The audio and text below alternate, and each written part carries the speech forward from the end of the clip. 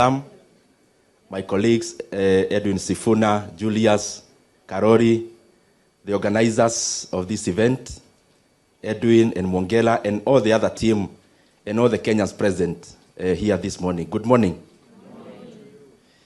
You know, when there was a presentation here that 125 individuals own as much wealth as 43 million Kenyans, and somebody talked about Mohesh Fulani, I don't know why everyone was pointing at Edwin Sifuna.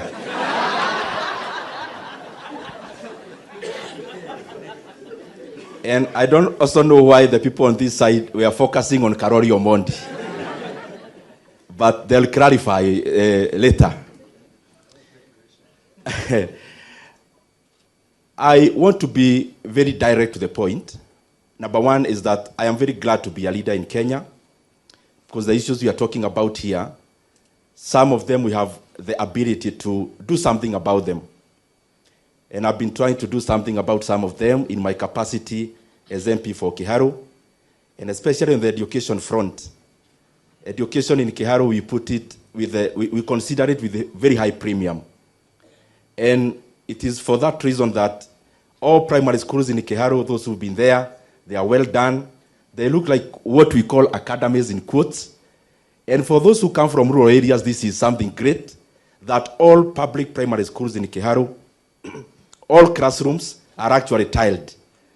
When I say that in Nairobi, it doesn't seem like something big, but Kiharu is a rural constituency. We also run a program called Kiharu Masomo Bora, which takes care of 12,000 learners, over 12,000 learners. And this school in Kiharu is actually 1,000 shillings per term. The rest we take care of.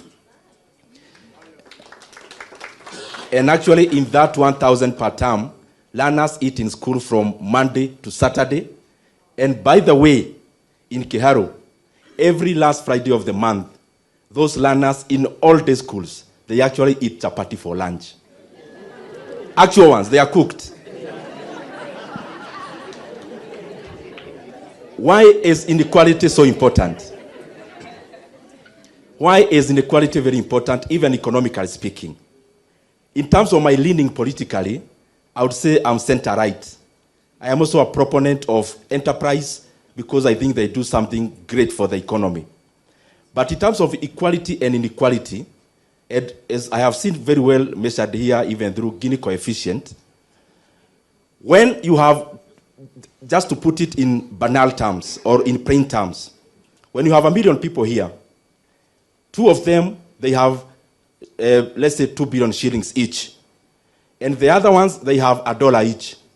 When you are calculating what you call GDP per capita or income per capita, they only take the aggregate, you divide by the number of the people. And I don't think that is a very good representation of the situation. But it is self-feeding. It is a virtuous cycle when it is good. It is a vicious cycle when it is bad. Because when you redistribute the same 2 billion, and the one who have $1 each have much more, and the one who have 2 billion, they are still wealthy, but not with so much disparity. What you do is to give the other people also purchasing power. Because economies run on 2 things, production and consumption. If there are no consumers, if there's no purchasing power to the majority, even the producers themselves, they get a drought. So it is important for us to constantly champion for equality, and that is why I commend Oxfam for this event. The second thing I want to talk about is education. As we have seen in the figures here, capitation in our primary schools, because it's primary school that started in 2003 in terms of free basic education, it has been decimated to 18% currently, and especially given on the depreciation of purchasing power since then.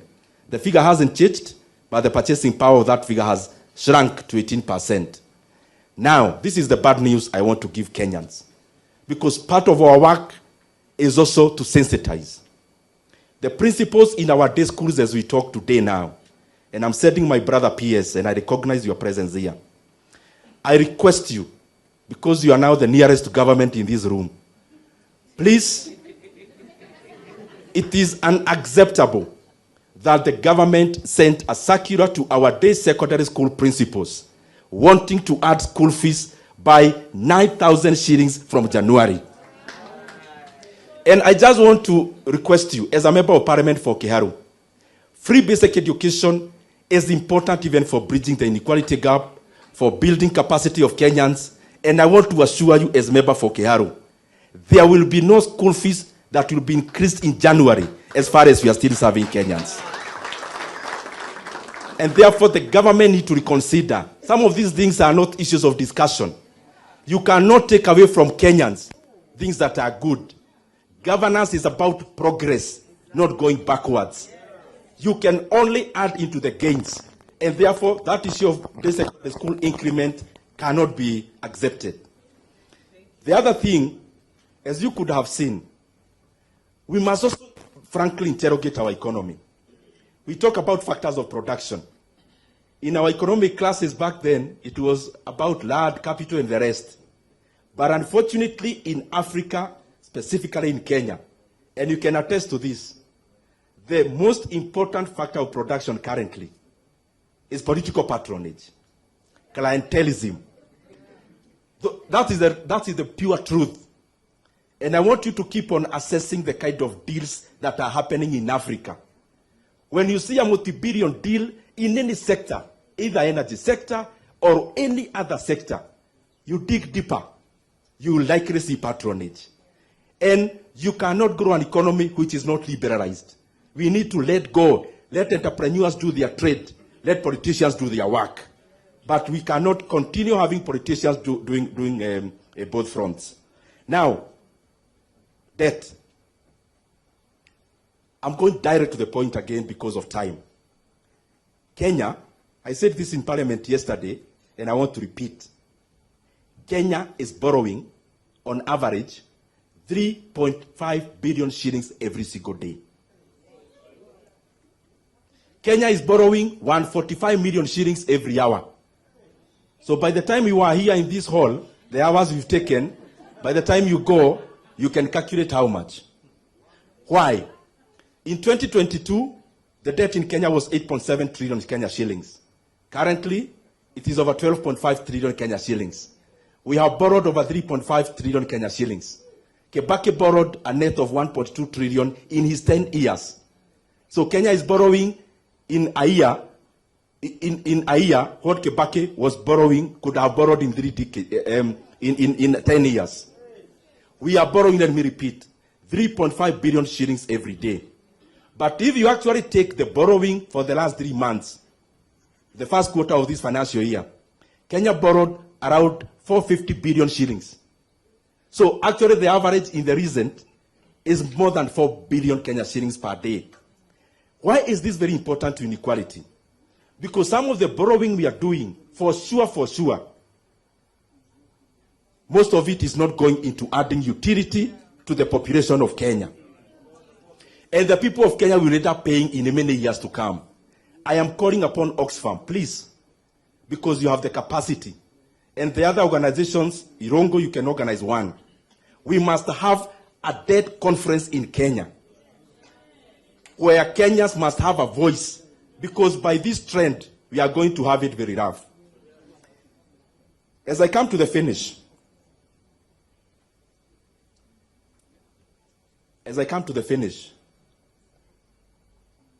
please, I will talk slowly as I finish. Hear me clearly about this issue of debt. Hear me clearly.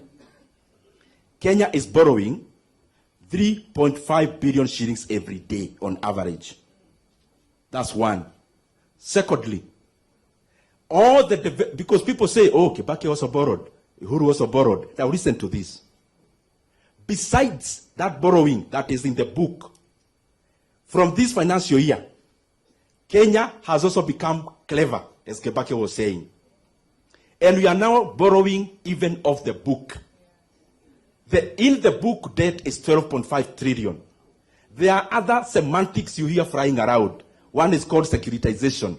Securitization is an illegal debt of 175 billion already taken. It was nowhere in the budget. There's no document anywhere about securitization. The banks who participated they also need to learn a lesson that when time for repayment comes, they will have to look for the people they talked to. If they will not be around, they know what to do. The second debt that is illegal is called Talanta Board. The stadiums you see, Kenya borrowed 44.5 billion Kenya shillings through a board. But the interest rate for that money in 15 years, the interest rate alone is 100 billion Kenya shillings.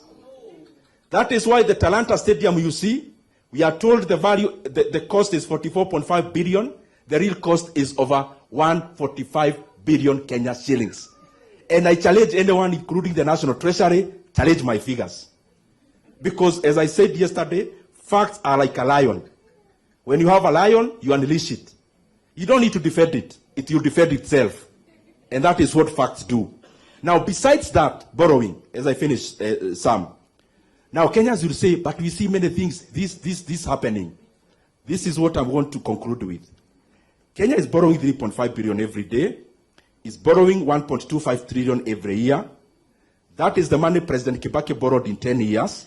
But everything you see with your eyes is not part of that borrowing. The Nairobi-Nakuru expansion is not part of that debt. That is your money that you contribute to NSSF. That the government has forced NSSF to invest that money, then they'll collect their money using toll. So we need to ask government, the money you raise through infrastructure board, where is the money going to? Others will talk about Talanta Stadium. Talanta Stadium, as I said, is not part of the borrowing that I have enumerated. That is another illegal debt, as it happened in Senegal in the last term. The smart city you see in Nairobi happening is also not part of your revenue that you generate as taxes. That is money from South Korea. The expansion of Gong Road that you are seeing, including the many barabara ya gorofa munaona zinajengwa, that is also not your taxes. That is Japanese money. The programs you hear the government launching, including Nyota, that they hijacked the other day, that is also not your taxes. That is money from World Bank. So the question is, as we talk about inequality, the money you are borrowing, where is it going? Thank you very much.